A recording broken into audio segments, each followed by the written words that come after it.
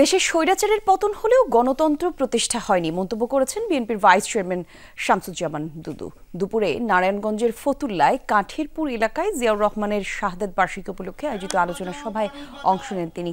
বলেন, ফ্যাসিবাদকে দাফন করতে হলে গণতান্ত্রিক সরকার দরকার। ভারত দেশের বিরুদ্ধে অপপ্রচার চালাচ্ছে অভিযোগ করে তিনি দাবি করেন, এসব রুখতে হলে নির্বাচনের কোনো বিকল্প নেই। নেতাকর্মীদের ঐক্য ধরে রাখার আহ্বান জানান বিএনপির ভাইস চেয়ারম্যান।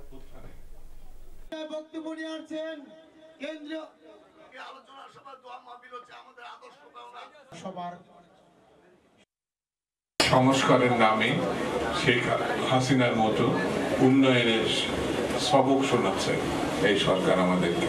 যতদিন নির্বাচিত সরকার প্রতিষ্ঠা করা সম্ভব না হবে ততদিন ফ্যাসিবাদকে দাফন কাফন করা চূড়ান্ত করা যাবে না।